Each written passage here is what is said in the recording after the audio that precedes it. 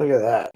Good evening there, Lorain City, Lorain County. How's it going? Jeez, my hair's all messed up. Sorry. I'm not riding today. Kind of messed up my hair a little bit. So, hey, Aaron Knapp here. I wanted to go over a few things tonight that I know I've been a little absent from the podcast, and kind of wanted to go over a bunch of the articles I've done this last couple of weeks, talk about some things that have happened.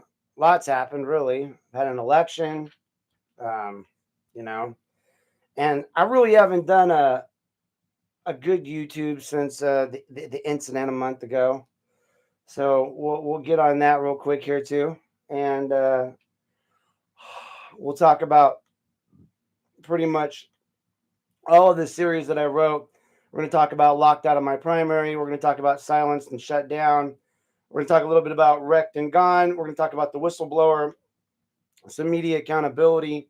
We're going to talk about Lorain Police. We're going to talk about try to talk a little bit about the targeting of Dennis Flores, classified employee and politics stuff. Episode 8 are, unaddressed interviews that were done with the Lorain Police Department. And, I really kind of want to touch on the Lorain Police Rivera issue. So we're going to discuss all these things and more as we go through tonight's podcast. So buckle up, tune in, and get ready. So we're going to start out with episode 1, which it's not really episode 1, but section 1 here. We're going to talk about locked out of my own primary. So basically, I know a lot of people are confused about this, and a lot of people think that when it comes to this whole scenario that I'm doing it for a chin or to extend my time to run for office or, whatever it may be. Nothing can be further from the truth, folks. Like, if I win, I win. If I lose, I lose. I understand that. Like, it's just a mere pleasure to run for office, whether I was in the last election or the next one coming up. My issue with all of this is that, and I've said this 1,000 times to people, and nobody really wants to listen, so we're going to talk about it a little bit more tonight. I came here after 6, 7, 8 years of being, voting straight Republican in Idaho. And I don't have my records from California, so I can't prove what I voted in California. But I assume it was Republican as well. My mom, who's a Democrat, was always pretty disappointed with me for that fact. But I've always pretty much voted Republican. And so I got here, and you guys had these open primaries, and I've discussed this. I went to the special election with Bradley and Springowski. And basically, that election, they said, well, there's nobody running but these two. And so I was registered as they said, if you don't want to run, you can register as a Democrat. Well, I don't know what to tell you, Garen. Like, it's the timing of the stream maybe isn't getting good feed. So that happens sometimes with YouTube. But and if there's a way to fix it, I don't know. So you're just going to have to deal with it. Bottom line is that, no, where was I?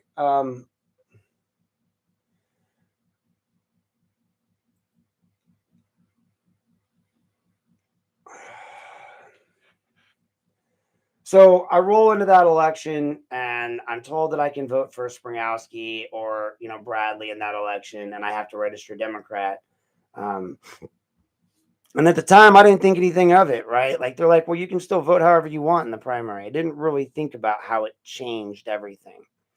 So then we rolled into the next election, and that was Resendez versus Thomas, I think. And I just didn't want Resendez in. So that much I knew wasn't going to happen. I needed that to not happen. And so what I did was I made sure that didn't happen. And I voted for against Resendez, sorry. Again, not realizing that I was still going to be a Democrat. Now, when I decided to run for office, because they were asking for people to run, I was like, well, I want to run as a Republican. So what I did was I checked in with the BOE. We had a discussion. We talked about it, and everyone confirmed that I was able to do that. I was able to go at this time run for office and then end up in getting my R status after having gotten my certification to run, which I have over here. They gave me the certification to run. So I have that, and we're all good there. Um, Bottom line is that now, I mean, here, you know what? Maybe if we move it over here, it'll. Oh, didn't mean to do that.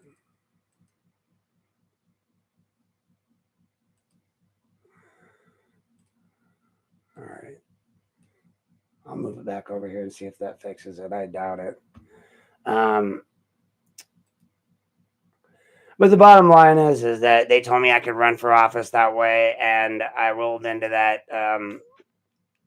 I rolled into that election thinking that I could register as a Republican. Now, I wasn't the only one turned away, and I've tried to explain that to people. I've talked to numerous other voters; they were all turned away, and I've explained numerous times that basically I feel like this system usually benefits Republicans everywhere else, which is why most people are confused as why I'm fighting it. But it's not fair to anyone. Um, I don't necessarily agree with open primaries. Like I do understand the ability of someone to tank a an election if you register as a Democrat just to vote, for somebody that will take away votes from somebody. Then yeah, that could be problematic. But as far as what I'm trying to do, the way I explain it to everyone, and I have it laid out in clear detail to everybody, like basically it says, hey, um, I went in there and I'll show the video later. I'll put a story together with all of the information once I've gotten everything from the prosecutor's office. But where we're at with it right now is I've asked them just for justification on why they wouldn't provide me with a ballot, why they wouldn't provide me with an R status, why they wouldn't, um, do certain things and things they're required to do by law, such as give me what I asked for in writing, which they refused to do, which is a violation in itself. Failing to help me understand the rules. I'm not disagreeing that the law allows them in odd years to, basically push out an election that doesn't have anybody running against them. The problem is they didn't apply that rule equally. They put my opponent's, ballot up, and he wasn't running against anyone. So by that theory, only the candidates who are running against someone in their own like the Democrats, should have been against other Democrats, or if there were independents running in that election. If they didn't have an opponent, then they shouldn't have been on the ballot, such as my opponent. And so if he got to be on the ballot, I should have been on the ballot. But I don't even care about the ballot as much as I care about the fact that now, as I've tried to explain to everyone and had this argument a bunch of times with people, it changes the voter rolls. The implications are the broader impact on voter rights and the democratic participation. Yes, I recognize that it says that voting independent won't change your party status, but it does. It changes you to independent. I mean, like, you're not considered a Republican for the rules and regulations of like voting on Republican matters, Republican Party, and thereby it is a form of blocking voters from being able to vote appropriately. So all of those people that would have voted Republican are now listed in the rolls as either Democrat or independent. So next year, in the even year, when they're required to give us a ballot, what happens? They go pull rolls and they look at all the voters who voted in this election, which isn't going to be a lot, but all the ones that pulled the ballot and voted, the 9,000 or so that voted, that went in, that were Republicans that went in to vote on the statewide issue, got switched to independent. I know this for a fact because I know one voter in particular who's a constituent and a voter that's going to vote for me, who's asked for a sign, done all this stuff. He got told the same thing I did at the Board of Elections. We can't tell you what to pull, but you can only pull a Democrat or an independent ballot. Now, my days of explaining all of this stuff to everybody when I post it online are way past. I'm not gonna worry about that. I'm just not gonna do it. But I'm not wrong. I've listed it all out. I've written out all of the things. It disenfranchises voters on both sides of the fence, And in this scenario, now that the libertarians are back up, technically they should have offered a libertarian ballot. I mean, you offer a blank ballot, right? Nothing on it. That way you can pull the ballot, or in this case, just offer the ballot with the state issue on it. That way people have the chance to pull Republican or not. Now, if there were no Republicans, no state issue, and it was just the Democrats, I get it. But the fact that there are going to be Republicans, at least two in the next election, to not let people get on board as Republicans. And then again, it does disenfranchise voters, and it disenfranchises future candidates because they look at the rolls and they go, well, there's no Republicans in Lorain. And I've said this 1,000 times when I've knocked on doors, isn't all the independents said they were Republicans. And I was like, well, you're not in the rolls, you're independent. And this is why. So I get it, guys. For all those that say, the rules, the rules, the rules. I get the rules. The rules are unconstitutional. And just because nobody's challenged this rule before doesn't mean it's right. And I will challenge it, and I'll take it all the way to the top. The problem I have is that it was the Board of Elections' responsibility to explain those rules to me, and they didn't. And when I asked for that explanation in writing, they refused. And now that I've asked the prosecutor's office, I've got Lee Prue once again. They want to gatekeep everything, saying, "Oh, well, you can't make us create a record." Well, I didn't want you to create a record. I've asked for some rulings. I've asked for a hearing. I've asked for you to figure out why you're saying what you're saying, not just give me records. So I have submitted that. I posted that on the webpage for everyone to see, so we're good there. Now let's talk about next. We're going to talk about silenced and shut down, the council meeting incident with Jane, and freedom of speech and the transparency issues. Now, I know that everyone sees this incident through a different lens. Garen has his view. I have my view. Jane has her view. Other dude who I blocked from our page, Horn, has his view. All of the council people have their view of all of these different events with all of these different individuals. Here's my point. I don't necessarily know that I don't believe any one of these individuals was wrong in the way they redressed their government, except for maybe Miss Hilton. And only because I would say in her case, because she didn't sign up to speak, and she was just yelling stuff out from the crowd, and she wasn't redressing her government alone. She was redressing other people in the crowd. In Garen's case, I've said it 1,000 times. He's the catalyst incident where they were looking to find something on him, going all the way back to when he called them out for the transcripts of their voice, of their email, or of their city council meetings, saying phallus and spelling it like something else. And then they got all butthurt about that, and next thing you know, they're on this trip to get Garen. I have to ask you guys, if you just stop and think, why would a city take it upon themselves to go after Garen Petty with such zeal as they are in this case that they have? But that being said, it's about the disparity in the different cases, is what I keep talking about.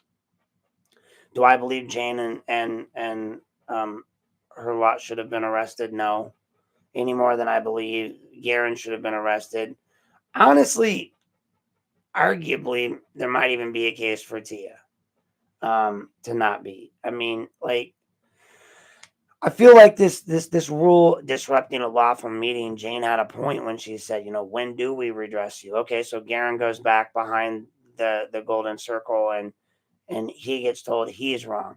Then Jane goes up on the outside of the golden circle, and she gets told she's wrong. And then, and then we look back at numerous other incidences where numerous people have gone back there and they weren't wrong. And then we've got Morris in one incident with Jane not doing anything. And then we've got another incident with Morris with Garen when Morris wasn't even present for the incident, acting as the investigator and the witness. I got all kinds of ethical issues with that. So, we've played this out 1,000 times. Garen's posted 1 billion pictures of it. You guys have all seen it. You're all tired of it. Hell, I'm tired of it at this point. But he's not wrong. these people have mounted a campaign against him, just like they have against numerous other people, just like they tried against me and failed. So when I talk about the silenced and shut down article, I I uh, I don't agree that I mean, okay, look, I heard the same things everyone else did. They recorded themselves saying, "Yeah, I want to annoy the crap out of them." Well, we all want to annoy the crap out of them at this point because they annoy the crap out of us. That's freedom of speech. What she says she wants to do doesn't mean that she's doing it. It has to be a verifiable action. So what she did that night was not illegal, and what Garen did that night was not illegal. And I mean, again, Tia, arguably, the issue we have with her is that she yelled at me. Now, I don't care that she yelled at me, although it was awkward, but that's where she did disrupt the meeting because she's yelling at me. And so I don't know that.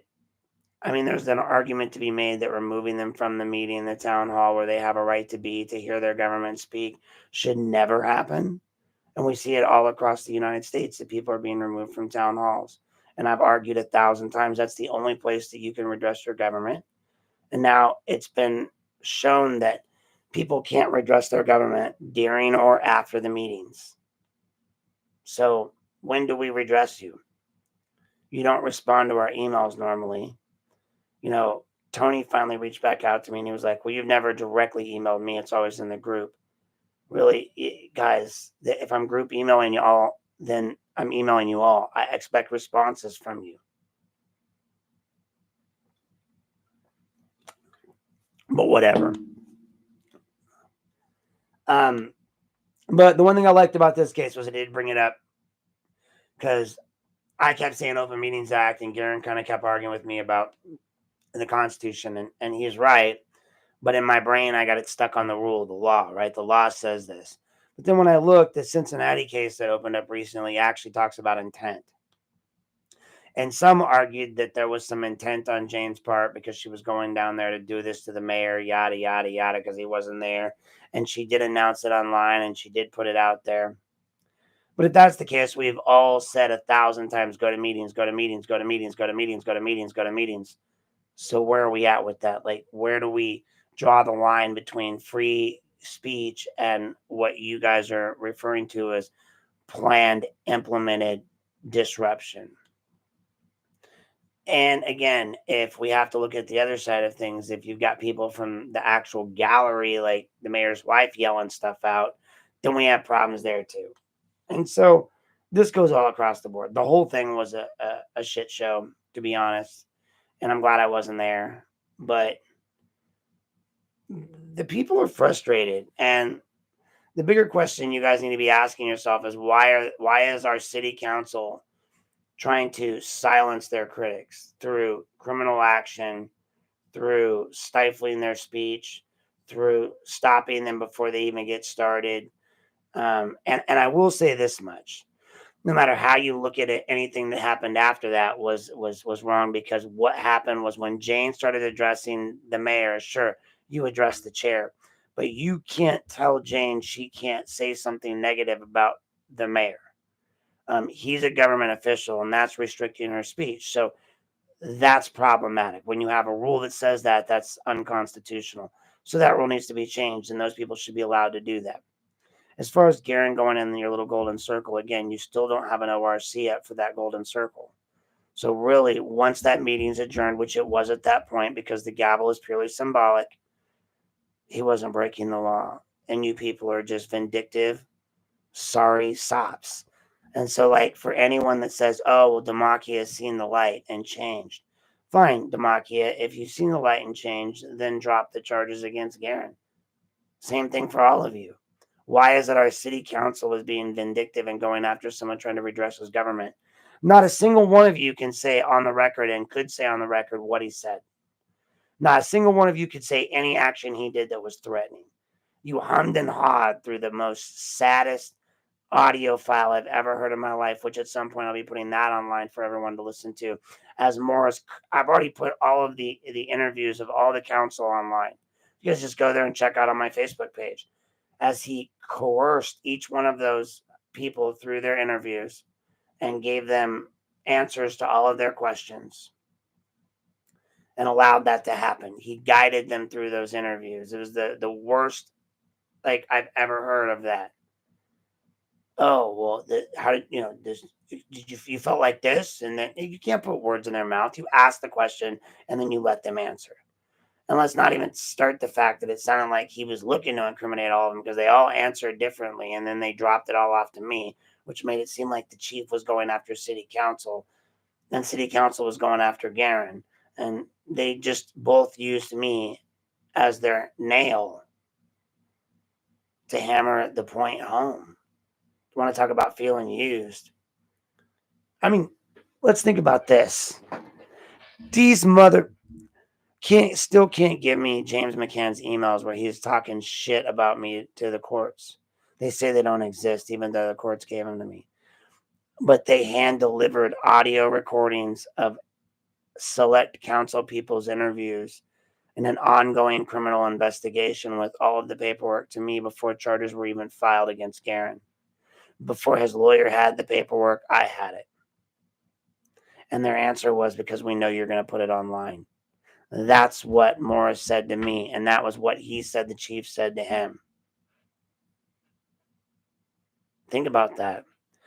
This is law enforcement, folks. These are our police. You guys want me to respect them, and the new lieutenant that you hired to replace the one that you fired illegally. I don't know how I can respect that department right now, knowing what they're doing. You can say what you want, but they all stood by while racist behaviors took place in a department. And now I've already shown you, I'll go through their policy manual, and I've read it. I know all their policies now.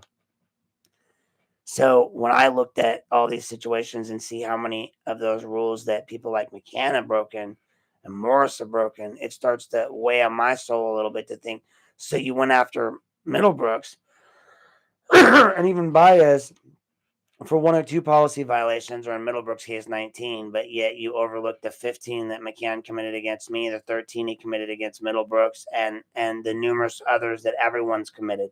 I mean, Rivera explained to me how he hits two cars in a shed, and please guilty, not guilty, whatever you want to say. The simple fact that he was involved in an off-duty accident and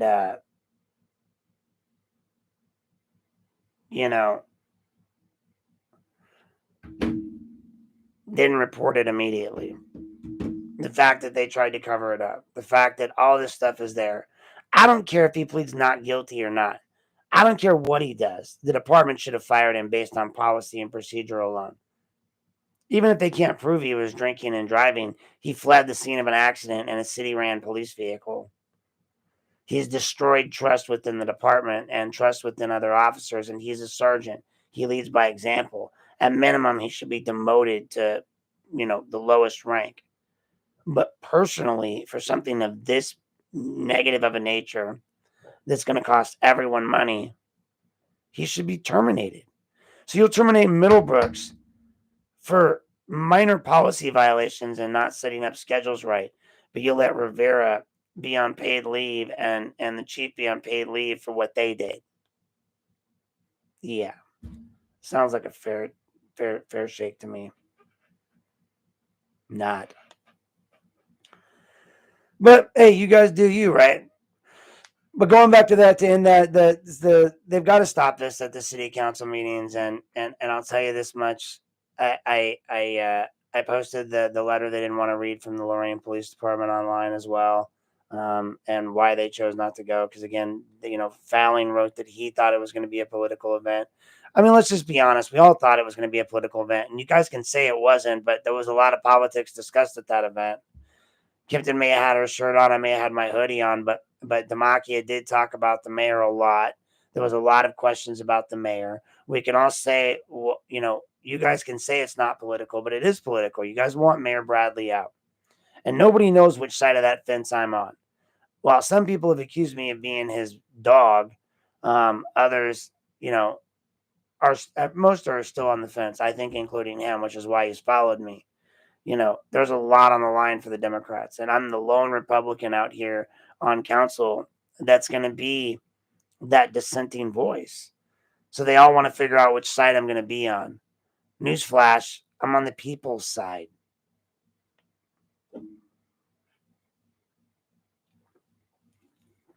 My constituents, not a party line, not protecting your guys' assets in the city council, not making sure the right people get the right jobs or the right people get the right greased hands. Simply making sure the right contracts are bid, revamping our budget so that everything's in order, as I showed in my 3 plans, and getting this city back upright and in the black. I think that with my plans and someone like, Fallis's mind for numbers and the others, some of the others on council that I can work with, like Kempton and whatnot, we can fix the budgetary issues that plague the city. We can start to cut back on some of the wasteful spending on these administrative blunders of people that we have hired. We can start to reduce some of this wasteful spending that we've been allowing to go on for decades. And again, the stories just keep coming because I've got, 2 more files of documents over here that I still have to work on. I mean, again, I've got multiple stories in the works still. This is why I haven't been able to come online and do this. But I wanted to give some credence to all of this stuff that's happened and maybe talk a little bit about the McCann stuff before we end, because I know I haven't really addressed that or really anything. So next up, we're on episode 3. So we're going to talk about episode 3, which is Wrecked and Gone. So this is where we roll into, again, I was already talking about this, Officer Rivera's misconduct and the subsequent lack of accountability. Systematic issues. So we've got all these patterns of behavior within the Lorain Police Department to cover up and hide things. I'm working on another story right now with an individual that involves a local officer who a year ago was involved in a accident, supposedly, with a city citizen. And this officer claimed that there was a hit and run, right? But yet I've viewed all of the videotape and all the body camera footage and the video of the side of the car and the other officer, and everyone clearly agrees that there was no damage to the vehicle of the person they said they suspected it of. He has provided all of the video data to prove his case that he has an alibi. And yet the city doesn't want to let the case go. One Rocky Radiff decided that it's a good idea to make sure, and I've got the emails to prove it, that he would get a release the charges, but conditionally. Now the problem with that is that's kind of prosecutor misconduct. You can't just be like, well, only if you agree to, alleviate yourself of any ability to sue us and give us, say we're not responsible for lying, having a police officer say that he bumped into you with his car and then there's no damage, no proof, no GPS data. The person that supposedly was driving has video of them at work and timestamp video from a security footage that's secure and wired in that's going to have to be requested. And yet you've got a prosecutor who doesn't want to dismiss it and a judge that would rather go on vacation than deal with it. Or is calling, multiple pretrial hearings for no good reason. And a prosecutor that's literally saying, I'll excuse this only if you alleviate us of any responsibility. You can't say that. I don't know what world the justice system in Lorain and Lorain County lives in, where their prosecutors think they can just say and do whatever. I mean, I get he's a per se litigant, but he has rights. And you guys can't just do this stuff. And so after watching the videos and everything like that, I'm just appalled at what you think you can get away with. I mean, at minimum, when I look at that officer's behavior and I go over the manuals, we have multiple violations of Lorain policy. I mean, just right off the bat, he went home first. That's a violation of policy and the accident codes of staying on the scene and reporting to a supervisor immediately. And yet you're trying to charge this guy, and on top of which you're trying to throw an intimidating an officer charge on him. Oh my God. You folks are amazing with your retaliatory behaviors. Nobody wanted to acknowledge what McCann did to me. Now everyone's like, oh, you should be happy. What? I should be happy that his career is ruined, that Middlebrook's career is ruined, that all these people, careers were ruined, that Baez doesn't have a job, that our police force is falling apart with racism and systematic racism and bigotry. That's supposed to make me friggin' happy? No, it doesn't make me happy. It makes me sad. It makes me sad that I have to do this, but it makes me more sad that you people all attacked me. And now suddenly I'm looking really right and you're still attacking me.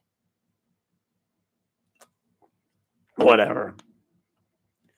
I'm going to win the election, and that's going to suck for all of you because, again, I am a Republican. I am the only Republican running for office besides Kyriece. And the Republicans that weren't allowed to vote in this last election will be coming out to vote in the November election. And trust me, I've spoken to them. They're voting for me. So, seat warmer is just keeping my seat warm. I've already laid out my plans. We're going to fix this government. We're going to fix the spending. And we're going to basically be Negan and shut this shit down because I'm sick of it. I'm sick of these little games they play. You want me to believe that all these people are not plotting against each other? One minute, they're at each other's throats. The next minute, they're buddy. One minute, they're like, oh, I appreciate what the mayor's doing. The next minute, they're like, well, I hate him. Let's impeach him. One minute they're patting each other on the back. The next minute they're stabbing each other in the back. Just for the record, stab me to the front. Like, I'm not any of their friends. I'm not going in there to make buddies. I'm going in there to represent the 6th Ward. And I can already tell it's going to be a scrape and a fight every step of the way. And I will use every iota of my time, my effort, and my intelligence to fix these problems and put my mind to good use, other than having to do all of this. But in the meantime, this is just as good as that. So, again, ask yourself why all these government officials on both sides of the fence are following me. Ask why McCann followed me. Ask why Bradley followed me. Ask why, if I'm a nobody, all these people come at me. Ask why I've been on the front page of the newspaper like 8 times. And I've lived here 7 years.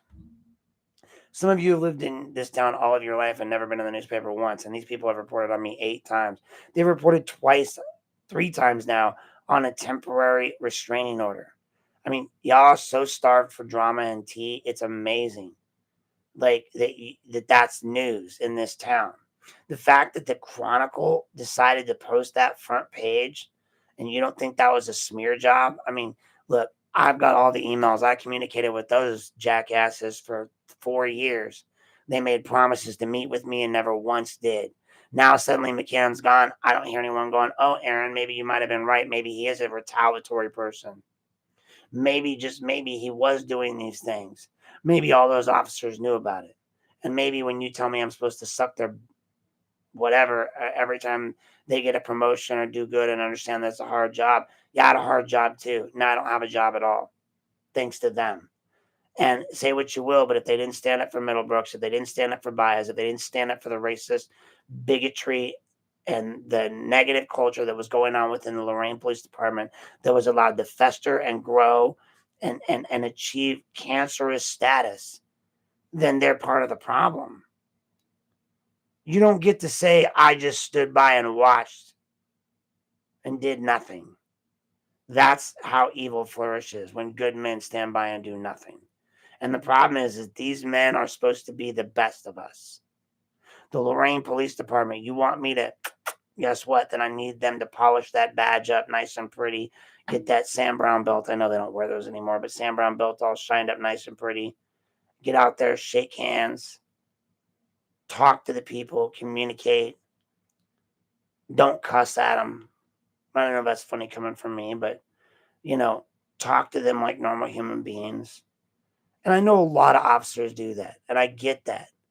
But I keep trying to tell you, you want us to, so I'm supposed to celebrate the new captain or the new lieutenant, right? I'm not done mourning the old one. So when you might get mad at me and say, give him his shot, right? Let him be there. Let this new lieutenant promotion. I would say, let me mourn the death of a good officer. The death of a good officer's career. Let me rephrase that. because he's still alive. Let me mourn the loss of 2 officers' careers in bias. So I get to celebrate the white lieutenant's promotion instead of mourning the loss of 2 experienced officers of color who have been with the force for decades as well. But I'm supposed to celebrate 12-year guy and not mourn 26-year guy. Got it. I got it. I'm sorry.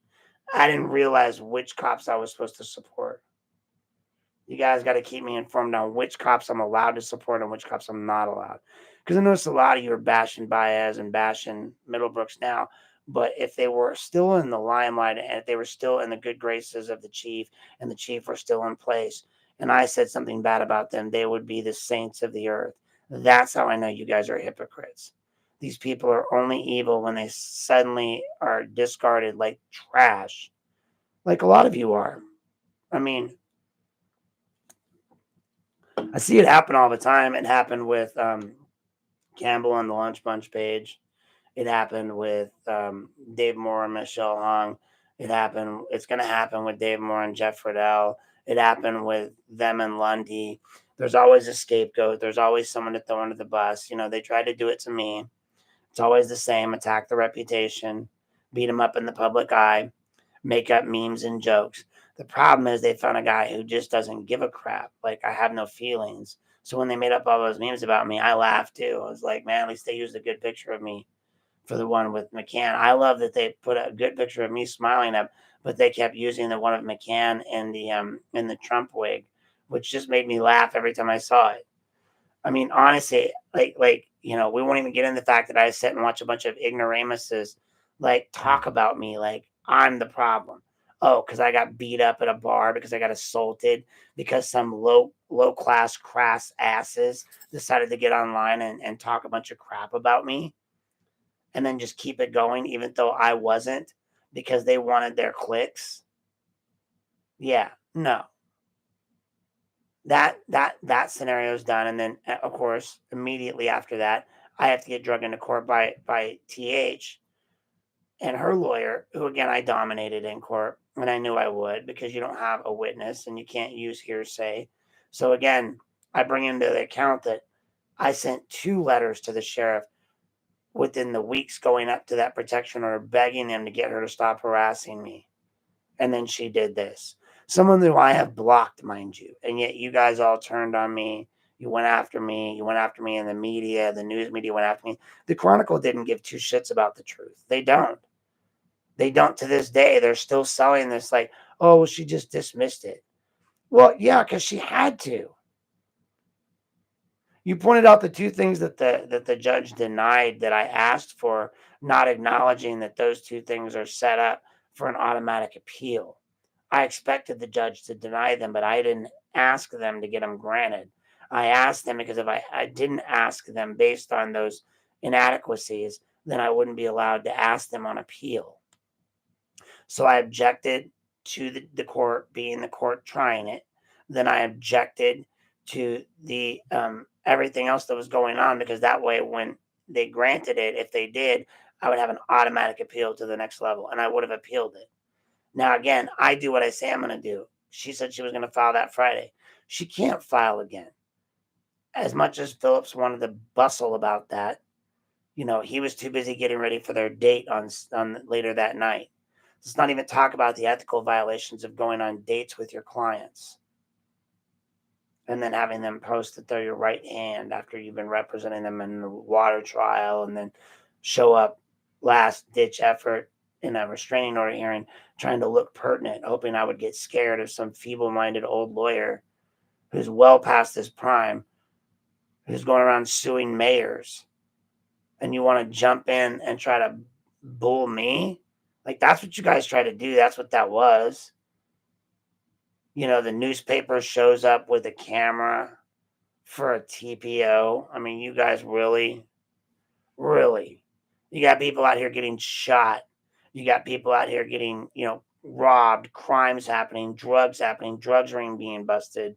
You got all this stuff going on, but Aaron Knapp, TPO, was your star show for, 2 weeks. It shows you how much I cared. I extended it so I could go to a doctor's appointment. Like, I don't want to be around her, period. I don't know where she's at. I don't know where she lives. I could care less. I don't like to be around toxic people. I would never want to be around her. Someone suggested we'd make a perfect couple. Ew. Ew, ew, ew, ew, ew, ew, ew, ew, ew. No. I want nothing to do with her or hers, which is why all of them are blocked. And as soon as I find out someone's associated with her or hers, I block them too. I don't want any of my words or actions getting back to them. I don't want anyone thinking I'm giving them, you know, airtime. I know I give it a little bit here, but that's because I haven't really explained the scenario. I went in with a plan, and my plan was executed, and I won. That's the bottom line you need about that story. I won. She lost. Yet Tom Williams was still going into my political page 2 days after I had won, saying that I had a restraining order against me, slandering me. I deleted the comment because he's a jackass.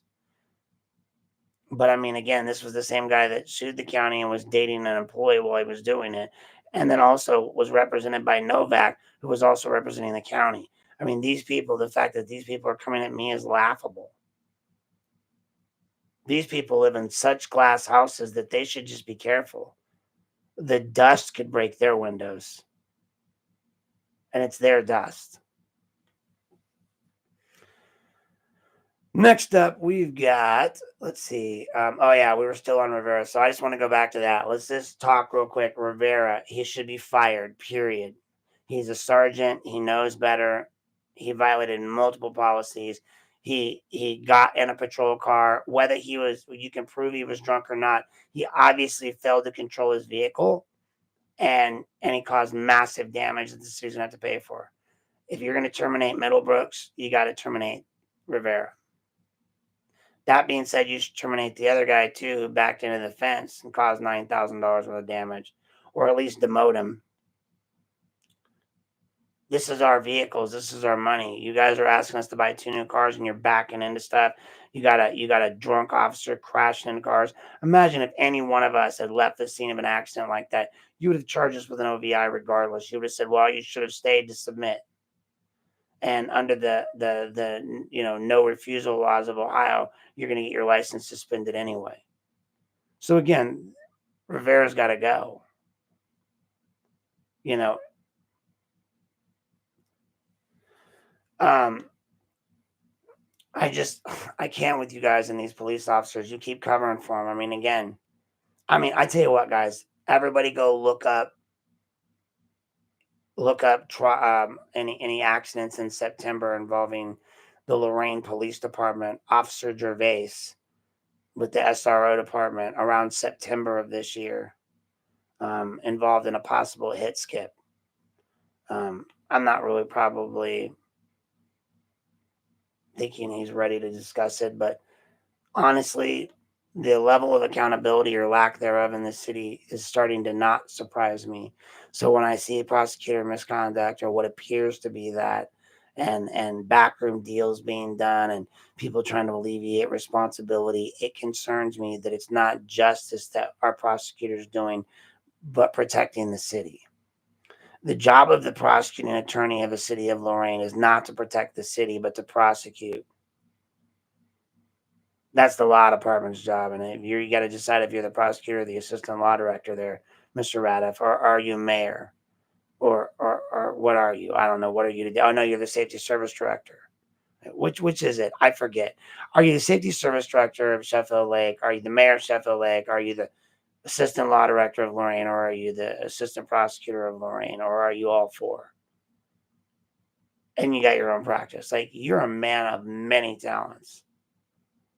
Anyway, when you figure it out, you let me know which one of those you are so we can figure out which one you're supposed to be representing at which time. But what you're doing to this guy is pretty messed up.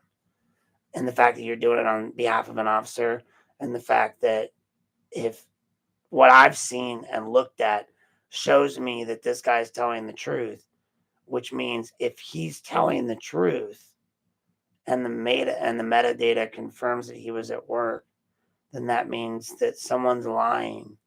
And if that someone is a police officer, that's going to violate several of our law enforcement police codes. And again, since you fired Middlebrooks for the violation of 19 of those codes, and I found McCann guilty of 15 and 16, I think it was respectively, and Rivera guilty of 9 violations, I think it was. Pretty sure this Rivera incident would tack on several more. And then, we're paying out lawsuits left and right. You guys are just bleeding money from our coffers, which I showed you how to fix. Anyway, I go back to this whole police thing is because you want us to celebrate these people who are destroying cars, who are crashing into sheds, who are getting caught, doing bad things. And we're supposed to celebrate them and back the blue until they do it to you, right? I mean, back Middlebrooks and Baez until they're no longer useful, right? That how that works. Celebrate getting the white lieutenant promoted because you fired the black one. But hey, no harm, no foul, right? Because he violated some policies, right? That McCann wrote that he is the law, right? I am the law. So again, you don't see the hypocrisy in this. You don't see the racism, the bigotry.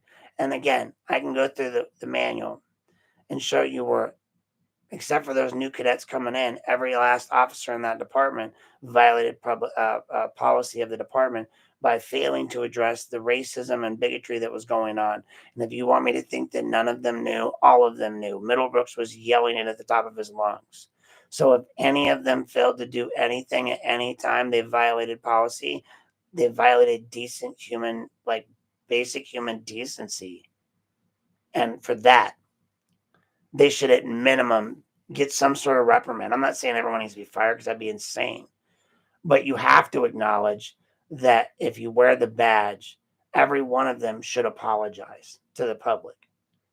Every one of them should apologize to Middlebrooks and Baez, especially the white officers. Should go to them and say, listen, I should have been better. I mean, why is it the guy that everyone thinks hates the cops is the only one that's calling out the racism within the police force? Supporting 2 officers who were attacked this way. And you'll say, oh, because you don't like Chief McCann. Why don't I like him, though? I like other police officers. Ask yourself that.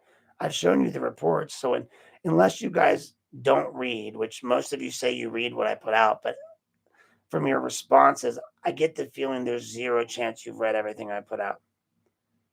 You really just want to buy whatever they're selling you and shoveling you today. That's fine too, but don't come at me crooked if you haven't read everything. If you're going to come in all misquoting me and all over the board like Patrick was that day where he didn't even fully read what I wrote, like that's the problem. Slow down, take your time, and educate yourself on the facts. I've given you all of them. You can come to your own conclusions if you'll just stop being lazy. Go to my page, download the PDFs, read it yourself. Come to your own conclusions. Don't make me do the concluding for you. But if you don't want to do it, if you want to be lazy, I'm telling you I've broken it down. I'm telling you I followed the facts. And I'm telling you when I find something I've done wrong, I always correct it. You can go back and find that everywhere you look. I tell the truth regardless. I tell the truth even at the cost of my honor and my life. I came right out and admitted what was going on that night. I come out and I tell people how I am, what I think, when I'm wrong, when I'm right. I don't always agree with everyone. I walk my own path. I agree to disagree with some people. Lately, I've learned to just block people because I'm not going to have any more of these Tia Hilton incidences. I'm not going to be drugged back into court to have to dominate another attorney in an arena that I know well.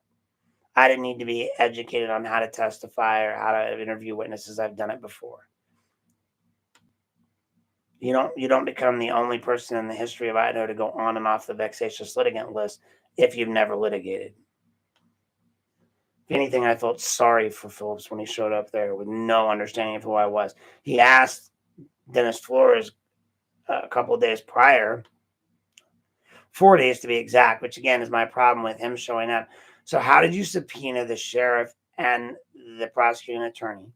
Give them their subpoenas to show up. Make sure that they showed up in time. And yet you filed your notice of appearance 8 minutes before the trial started.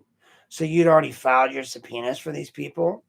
I hope those subpoenas don't have your information on them prior to you signing that you were actually representing your client, because that feels like an ambush, like you were doing work on behalf of your client prior to notifying the court, which is also, I think, a problem. Again, I'm not stupid, and you thought I was. You thought I was going to let hearsay testimony from the sheriff and the prosecuting attorney who could testify to nothing get on the stand? Please. It's either Moreau or no one, and even then, the statements that Moreau said I made, which I didn't, weren't even threatening. So again, you guys just barked up the wrong tree and you got your ass kicked. Sucks. As far as the rest of that crap goes, I'm happy to be done with it. I'm not going to pay any more mind to her or that, yeah, sure. I repost that other page of stuff when I see what they're doing, when I see them still fuming about me. But again, you got to ask yourself, why are they always talking about me? Why are they always discussing me? Why is my name in everyone else's mouth all the damn time?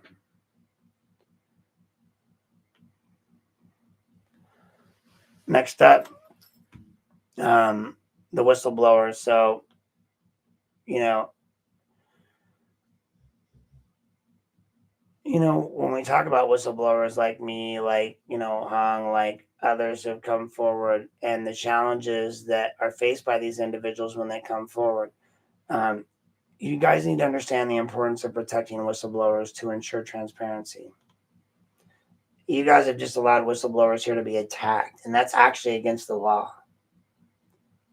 Hung should have never been attacked. I should have never been attacked. And I know you guys are going to ha-ha at that and do whatever you do. And I don't really care. Because, again, I don't care what you think. I know other people do. I know Michelle does. I know other people are hurt by your mean statements, by the things that you write. You can make up political flyers about me. You can do whatever you want. It's not going to hurt my feelings. Win, lose, or draw, I'm happy to run the race. Win, lose, or draw, I'm happy to represent 6th Ward when I win. And win, lose, or draw, I'll just say when I win, I'm happy to do the work that I claim I'm going to do. And again, you got a guy that is annoying, going to do his job, is going to be up everyone's butt, that's going to make sure this stuff gets fixed, that's going to fix this budget. And I do what I say I'm going to do.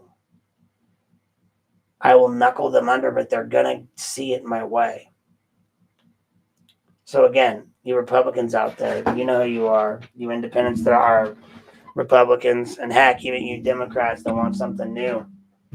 You don't want to same old from 3 or 4 years ago. I mean, just go look up my opponent's history. But if you guys keep attacking whistleblowers, they're not going to keep coming forward. Look at what you did to Dennis. You guys crucified Dennis. I mean, everyone forgets. I'm working on other stories. I have all these news articles where the Chronicle just crucified Dennis. And now suddenly Massey's here looking at this stuff. Now suddenly the city is now dealing with these same HUD loans that we're now excusing that Dennis was assigned to, a decade ago, 6 years ago, whatever, and you guys ignored him. And then you wouldn't vote him into office this time. And yet you're dealing with, if you went to city council again, you would see, or at least watch the videos, read the stuff, you would see they're still dealing with these same problems over and over and over and over and over again. It's ridiculous at how long it goes on. So again, you guys keep hitting these whistleblowers up and you're going to keep having problems. Media accountability. God. I'm just going to say this out loud. The Chronicle sucks. God, I mean, I've never seen a more petty bunch of little, petty individuals in my life. They write snarky stories. They write hit pieces on people. You show me one other time they've given this much coverage to a temporary protection order on anyone. To do it prior to me ever getting to testify, prior to me ever getting to say my side of the story, ask yourself again, why don't they want me? For that fact alone, you should vote for me. Keep asking yourself, just like like him or love him or hate him. Donald Trump would always say, fake news, you're fake news. But I mean, again, there's got to be something to me if they keep fighting me so much. If I wasn't a threat, why would they keep doing this? If I represent zero threat to them, if I represent nothing, if I'm a nobody, if I'm an uneducated dummy who could never lead anyone, who couldn't do anything. And I love how certain people like to act like running the city ward is so hard. It's not. These people make it seem like it's hard. I mean, look, I sat down and in one night fixed your budget problems. It's not that hard. These people are just lazy. Yeah, maybe in some cases, like the Maki, they've got other jobs, but what exactly does a communication director do?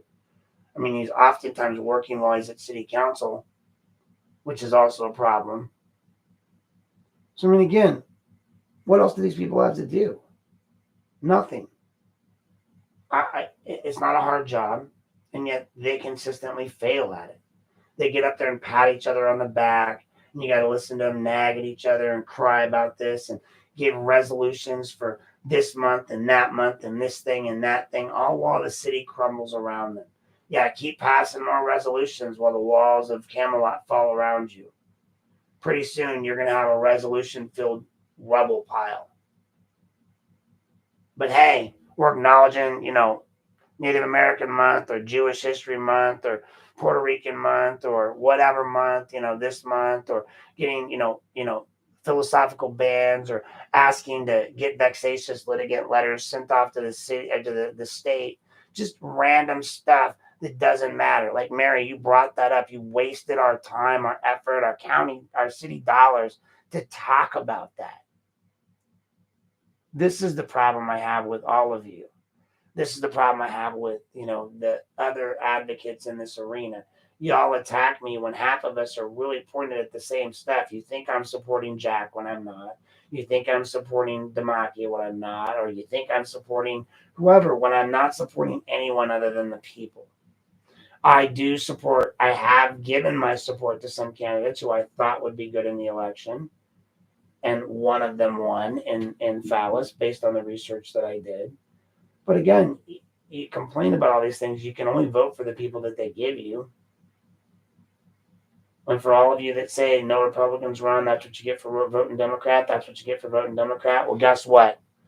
Come November, you have a chance, if you're in the 6th Ward, to vote Republican. Me. Regardless of what my little letter is going to say because they didn't let me vote. Sorry. You have a chance to vote Republican. And that's me. That's Kyriece. So come November, put me in and watch the fireworks, folks. So, we talked about how they, I've gone over a ton of stories about how they targeted Dennis Flores. That poor guy got hammered. And look, he was the original one that was bringing all this stuff up. And I've got stacks upon stacks of documents of his to go through. There's going to be a lot more stories coming out about some of that older stuff because it's time that his story got told. It's time that you guys realize that you really crapped on a good man back then and you let McCann once again set somebody up. McCann's first victim was Flores. You don't want to acknowledge that, but that's where McCann cut his teeth on how to destroy a public servant. And you just let him go. The fact that he's even on administrative leave when we can clearly show that he broke, double the amount of policies that Middlebrooks did. So if you fired Middlebrooks, now you got to fire McCann and Rivera and possibly some others because of the amount of violations they had. You set a standard when you fired Middlebrooks. And my question is, are you going to give him his retirement? Because if you fired Middlebrooks without retirement, then you have to do that for McCann. You can't just let him retire. He's got to be fired because he violated policy. And he's a racist and a bigot. Fool me once, shame on me. Fool me twice, shame on you, right? You guys, he already went to sensitivity training once. This is strike 2. It's not strike 1, it's strike 2. And the fact that you haven't even dismissed him yet blows my mind. It means that you're tacitly approving of his racism. The city of Lorain tacitly approves that James McCann's racism and bigoted statements that are not in doubt, right? Even McCann himself said he said them in the past. And this culture that he's allowed to brew within the ranks. You want me to respect new hires, you want me to respect new lieutenant promotions. Again, like Garen said, you're going to have to clean out some of the dirt first. You're going to have to cut out some of the cancer. You're going to have to get the McCann holdouts and the people like him out and turn this into a positive place to work like the sheriff's department is. And then redevelop the trust that you've broken with the community. You failed to show up at the thing. And you know what? I actually felt a little bad for you when I thought it was the mayor that told you not to go. But if you really did write that letter that I was given where you said you didn't want to go and you chose not to show up, then, yeah, you deserve the hate you get too, LPD. Fouling, you chose not to show up to that thing. You guys knew you had, look, I showed up and I didn't even want to go. You knew you had to make yourself present. If we want to represent the people, we have to be present for them to see us, to bitch at us when we're there, and to be bitched at and or do the bitching. I promise you this one thing, like as much as I don't want to go to these things, I'll sit there and let you yell at me. Doesn't mean I won't give it back to you. I won't necessarily yell at you, but I'll give you the education that you require to know why we're doing things the way we're doing. But that being said, like that's their job. So the fact that the police didn't show up to that town hall, I gotta agree with everyone. They should have been there. The mayor should have been there. Everyone should have. Was it a political event? Yes, it was.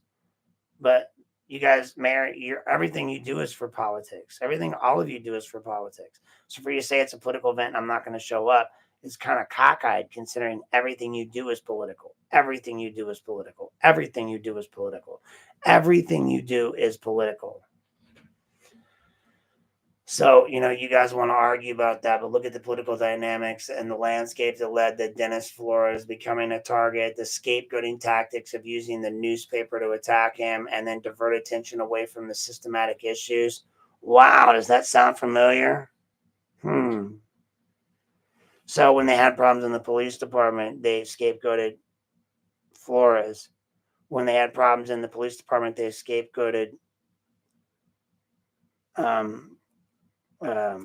the girl officer Tabitha, because you want me to believe that they didn't know that she was doing what she was doing. It seems to be common knowledge that her and other people go to Cleveland to special clubs and things like that.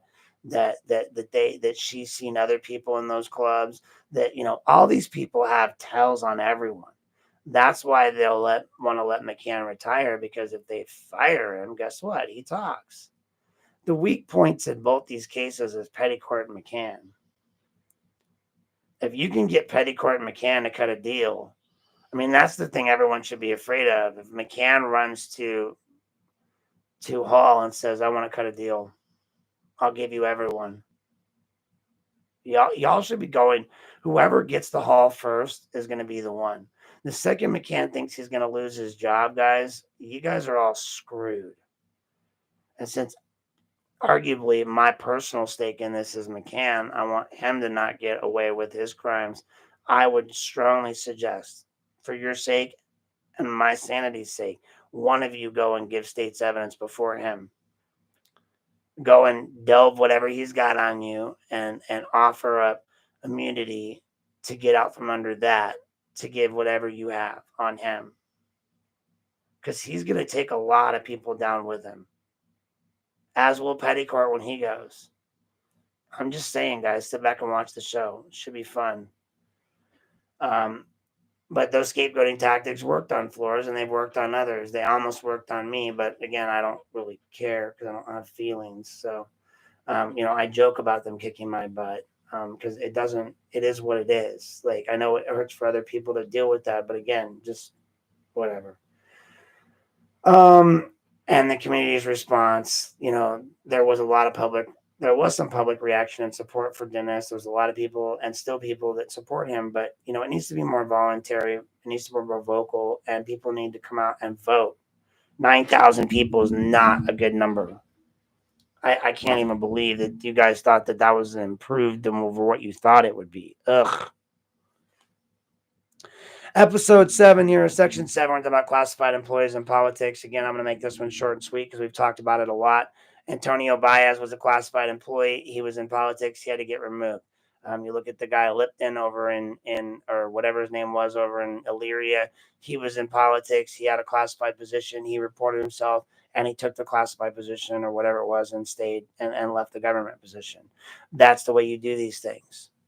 I've written story after story on conflicts of interest, not necessarily that, but like law directors interacting with others. What if this person that I'm talking to you about in the car incident lived in Sheffield Lake, and then Rocky Raddick, who's the mayor, is coming after them? And that, I mean, again, you guys just got these crossovers that I don't understand how you can't see. But again, I'm just going to say this out loud for the cheap seats and the people in the back. If you are a classified employee, you cannot be in politics. That's why we were checking out Mr. Bear. And that's why, I'm a stickler for this. That's why, Ms. Garcia, who had the Lorain City seal on it, and other people who do, you're breaking the law. As long as you're not using it for commercial purposes, you're probably okay. But government purposes, things like that, yeah, you got a problem. So I mean, again, let's start looking out and taking care of our whistleblowers.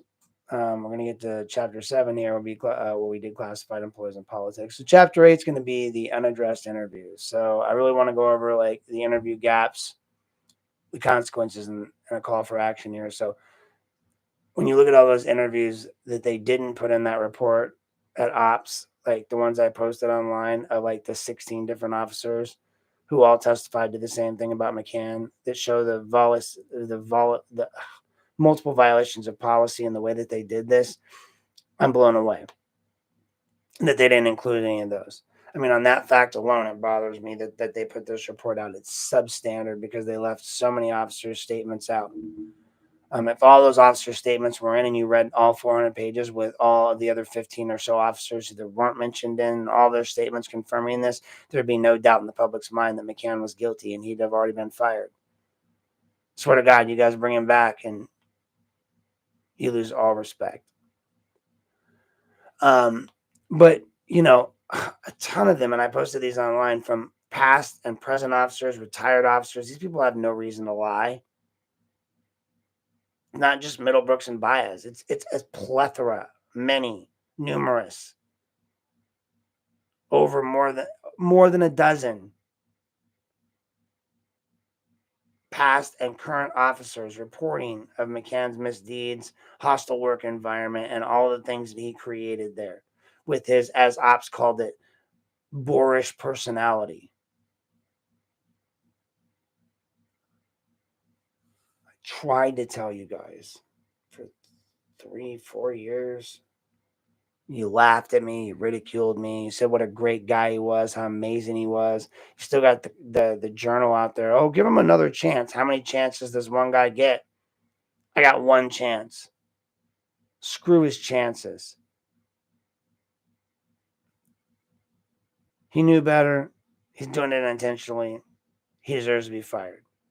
Fire him, fire Rivera. They've got to be gone. You want me to celebrate the new lieutenant? Fire those two, and then we can talk. Apologize to Middlebrooks and Baez, then we can talk.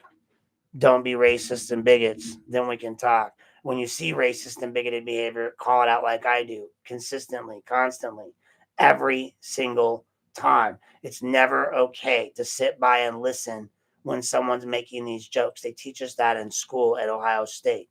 Now, maybe some of you don't understand that in law enforcement, but if you're in the locker room and someone says the N word, and you're white and they're saying it in reference to a person of color, and you say nothing, you're just as guilty as the person that said it. That's that. You stand by and say it, you're giving tacit approval to it. That's what you people did. And when I mean you people, I mean my people.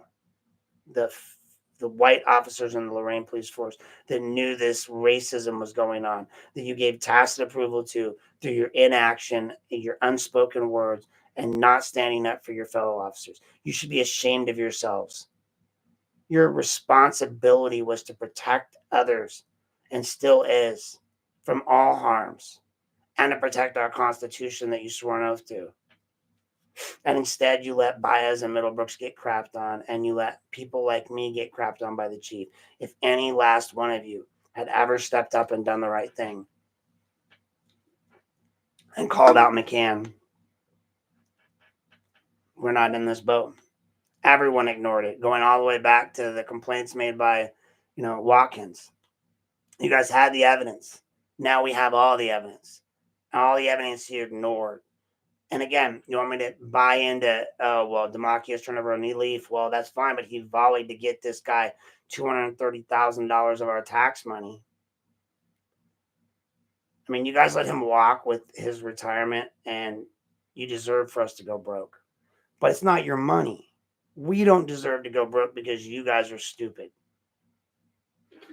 So all I'm going to say on that is, you got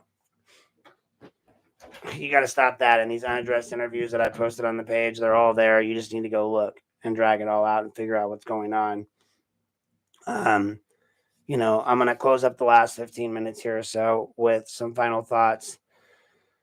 This Garen Petty case is a joke. This thing with Jane was a joke. The fact that city council is trying to bully us into not having freedom of speech is a joke. We need to hold them more accountable to their actions. They need to start following Robert's rules. They need to start following their own rules. The Lorain police needs to follow their rules. That's why they didn't want me to have these policy and procedure manuals. Again, you give me any employee, any action, and I'll tell you within 5 minutes if they violated Lorain police or city policy. That's why I don't understand why this is so hard. Everyone's mad. I don't want to lose any more dollars to your lawsuits. Well, lawsuits, I've sued one entity, the Lorain County Courts, and won, or the Lorain County Commissioner. Sorry, I lost against the courts and I had to pay back, and I lost against I won against the city, but we settled out of court, and they never did pay my court fees that they were supposed to pay. But again, these are minute amounts to make sure that they do the right thing. And as Dan Pettycourt said, this is the proper process. You have to go through the lawsuit process. The problem is Dan Pettycourt was an idiot, and he did this on a lot of cases, and he cost the county prosecutor's office a lot of money under J.D. Tomlinson. And again, Tomlinson and his ilk allowed all this to happen. I mean, you guys say what you want, but these people were dirty. I've read all their depositions. We're going to be getting into the Bird stuff next on my Substack, and that stuff, he's the weak link there. I mean, he's the only one being true, at least, or just seems to be truthful in all of his statements, and his truths are pretty damaging. I mean, you read this stuff. I mean, and then again, I just got an email from a source the other day that sent it out to like multiple news agencies that the auditor's office has accepted an investigation against these people. Like, they're all getting looked at. This house of cards is collapsing. And sadly enough, the person that you think is behind all of this and Miss Hung is no longer participating in this because she's not in office and doesn't have a desire to be. You guys, I've heard rumors that you guys think that somehow she's guiding my hand. What's guiding my hand is all these depositions, as Lorain pointed out a while back, that got released 2-3 weeks ago. Like, every deposition from Burge to Moore to Hung to everyone. I have them all. So I'm writing stories based on their own words, their own documented, recorded words. I don't need people to write my stories because I get the facts from the facts. That's why you can always be well aware that when you come here, you're going to get the facts. Because here, we've got nothing but, like, this is the news. That's good news with Gary Gnu. But that's the bottom line, folks. Like, I'm going to keep writing these stories because I'm smart and I have been given a crap ton of information by a lot of people to review. While I may get overwhelmed and have to crash out on occasion, I hammer this information out when I can, and I write the stories and I put it out. And I am, in some cases, directed by people. I mean, a lot of these cases, obviously, I'm not emotionally invested in. My campaign treasurer lives in Elyria Township, so her issues are my issues. I'm friendly with Garen, so his issues are my issues. Say what you want, but the Kempton sister went to my hearing because she's been attacked by this person before, and one of them assisted me in my time of need, so they get my support. not because of a political ideology, but because they were there for me in my time of need. That's the way these things work. People, when they help others, they garner support, they garner goodwill. I know what kind of people these people are. And so I know that, like, someone like Kimpton, say what you will about her, she's got the city's best interests at heart. And so be mad as you want. Like, I laugh that everyone thinks, oh, well, okay, so one person, just like within the city police, that they did nothing, right? None of these people stood up to Chief McCann. None of these people have been standing up to Bradley. None of these people stood up to Rittenhauser, all these other mayors, all these other people, all these other government officials, city council people that have all just stood by and let this happen. Again, it's not hard to fix the ship and right it. The problem is by riding the ship, you're gonna throw a lot of people overboard that aren't gonna have life vests because they've been taking from you, and it's gonna come out, unfortunately, in the wash. So be ready for it, folks. There's indictments coming. There's people that are gonna get arrested. I'll be surprised if some of these council people make it to serve out their elections. But hey, I don't know. These are just speculations at this point. But again, I like to just point out that all those overlooked interviews, and I want you to just know that we need more thorough and transparent investigative processes. If this is how the chief stuff's going to look, I'm going to be appalled. I'm hoping that on top of everything they're researching there, that they're going to be researching the claims I've made against them, because now you're investigating the retaliation. I've asked numerous times for charges. I will be a witness. I want charges brought against him. What he did against me was a felony. The statute of limitations has not expired, and I want him charged, just like I want him charged for the other stuff he's done.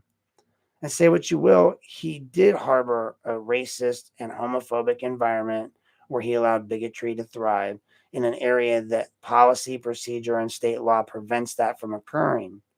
And so, if that's the case, by allowing that to happen, there's some administrative stuff there that he may be charged with as well. So, again, you have these reasons to dump Middlebrooks, and now you have just as many and some to dump the chief. Goose and gander. Rivera, goose and gander. And possibly somebody who might have lied about a hit skip. I mean, again, if the witness can prove where he's at, then why is Officer Gervais saying possibly that something happened? And why isn't there, like, even in the body cam video, the officer that's there video, like, shows there's no damage to the vehicle? Like, there's so many unanswered questions. I don't see why. I mean, I know why Radiff is dragging it out, because he wants this guy to plead out, or basically plead to, like, he already knows he's not going to plead guilty, but he wants him to plead to something that allows the city to pull back any sort of responsibility. But you guys don't get to do that anymore. You've hurt too many citizens with your bad behaviors. You don't get to just make stuff up anymore and get away with it. Accountability is what's coming. This is why I went to court with Tia. This is why I held my guns with that. This is why I hold my guns with all these things, and I don't budge. This is who you're going to get every single time. So when I go to the city council meetings, this is who they're going to get. They're going to get the guy that's going to object to things, that's going to ask questions, and that's going to hold your best interests at heart and make sure our money's being spent the right way on the right things at the right times to the right people. Period. But I go back to saying this. If any member of our government was aware of McCann's behavior and has stood by and allowed it to happen without reporting it to the EEOC, you violated your own city policies and state law, and you should be ashamed of yourself, all of you, every last one of you. Because when I saw it, I reported. I saw something and I said something. That's what they teach us at the School of Social Work. It takes people to be stronger than that. That's why I'm not going to fight. They taught me in social work, we don't fight. We don't use those words. We use our words, not our fists. So if you're going to beat me up, then beat me up. But I'm still going to hold my values, and I'm not going to change that for anyone, especially not a bunch of less thans that I don't even know that want to throw me off of a bar stool on the ground and then beat the crap out of me. And for anyone that said I swung back or did anything, you're full of crap. They never showed any video of me doing any of that stuff, and it's horse crap. So let's just address that right out the gate. Let's also address the fact that, yes, McCann is out for now. And if he's not completely out, I'm going to be pissed. And if he gets retirement, I'm going to be pissed. But no matter what, he did retaliate against me. I will be filing my lawsuit again soon. Or I shouldn't say again. I will be filing my lawsuit soon. I've already got it drafted. Lorain City, again, I put you on notice. And Bradley, if you're watching that, maybe you'll watch this. I'm going to ask for $152,000, okay? I'll settle for 52. That's going to be the lost 12,000 in lost wages, and then other incidentals. 52. That's the number. You guys write me a check for that on what McCann did, and I won't even bother making you provide all those emails of showing him being retaliatory, because I already have copies of them. And again, I will win in court. You know it. I know it. We all know it. And now that this has gone down, where he's been busted for the very thing I said he was doing 2 years ago, retaliating, and you have multiple pieces of evidence showing that he retaliates, and you have his own officers, 15 of them, saying he retaliates, and I'm going to bring and subpoena every last one of them to that trial now. Yeah, I strongly suggest you offer me the check. 52. You can through it through risk management. It's a reasonable offer. And it's only on the table before I file. So when I file, it's gone. And that's going to be soon. So just keep that in mind. I'm pretty sure somebody here is going to send this out to everyone anyway. So if they get to this point in the video, they'll know.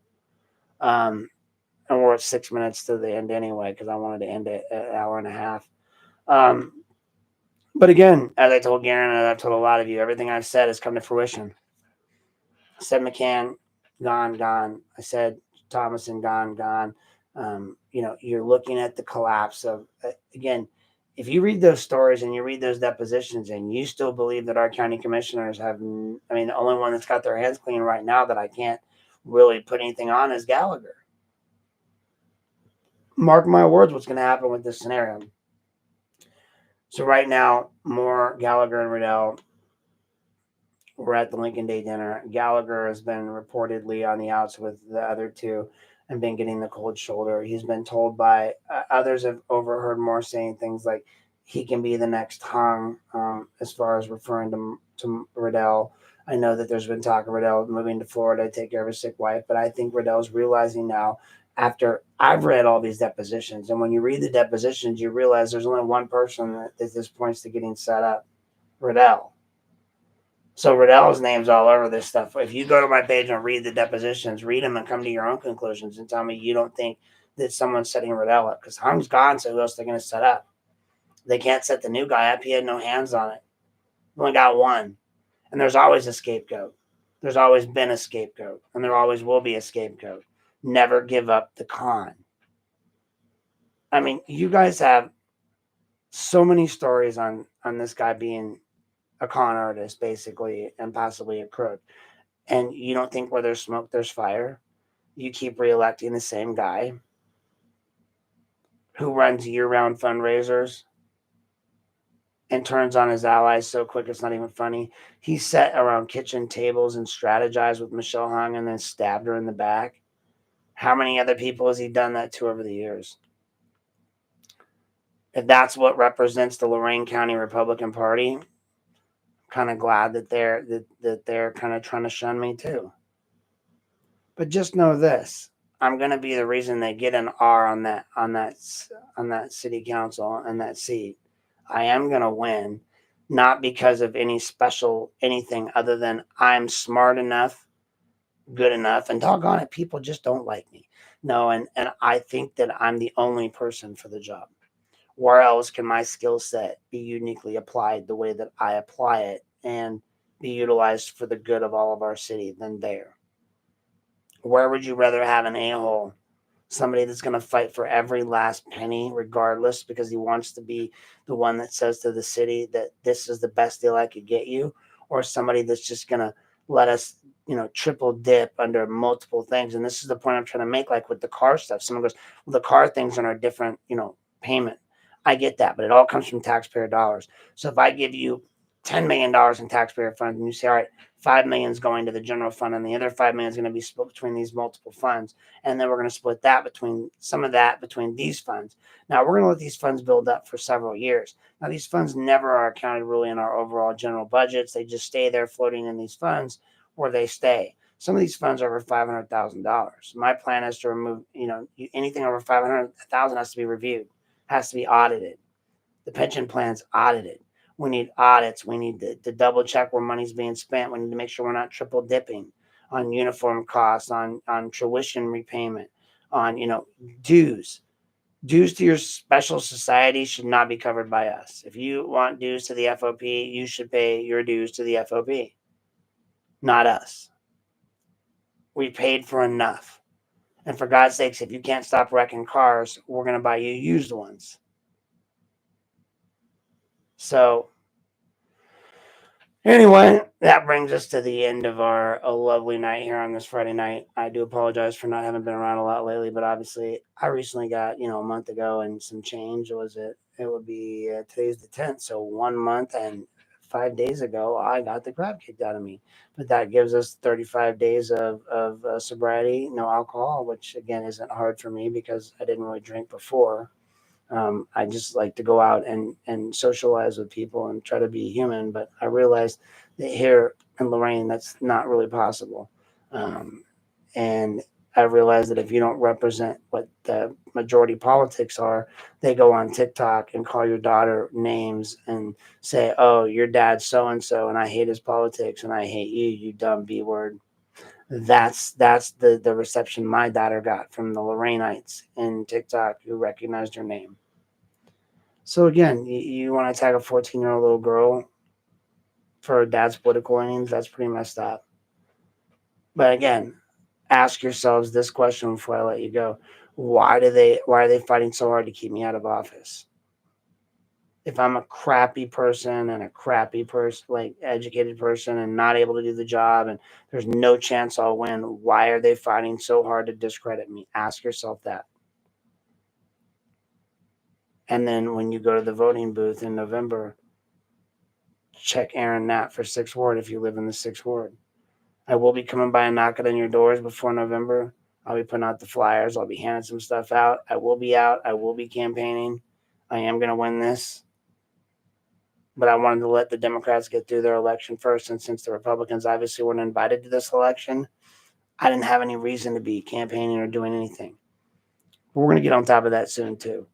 But in the meantime, I'm going to continue my good fight against the BOE and getting the answers I need, possibly getting those rules and laws changed to properly, effectively help Republican candidates. At minimum, let us pull blank ballots. Like, my big issue is, again, if you applied it both ways, it wouldn't be a problem. But since you put uncontested Democrats on the ballot when you should have pulled them, so from my ward, there should have been an issues only ballot for all of us, right?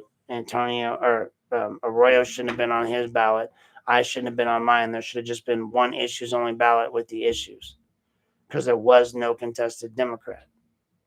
Or if you're having those, I guess no, because you have those at-large candidates. But I mean, for the at-large candidates, then you need to make sure that you have they would have a ballot there, but you wouldn't have Arroyo on the ballot. That's where you messed up. You put the uncontested guy on there, and you'll say, "Oh, well, it's just because he's a Democrat." But it doesn't matter. You can put him on every other ballot because he's not supposed to be on it. He's not supposed to be on the 6th Ward ballot if there's not another Democrat running, and you put him on there, which means you should have given me a ballot. You should have given Republicans a ballot. You should have not disenfranchised voters by trying to keep them from becoming Republican. Now, in 2 years, when I do run again, like, those voter numbers could be changed based on these stats. So anyway, guys, thanks for tuning in tonight. I appreciate you. And keep tuning into the Substack.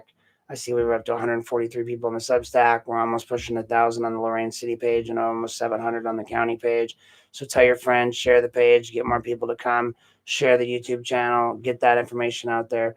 Just know that, moving forward, I'm now going to be in campaign mode. I'm not going to play these games with these people. I will block or ban people from the page. Are going to be difficult on the politics page or any of these pages moving forward. And it's not about free speech, because you don't have free speech on those pages. But I'll see you on the campaign trail. And again, My seat will be warm when I get there, but I will get there ready to work.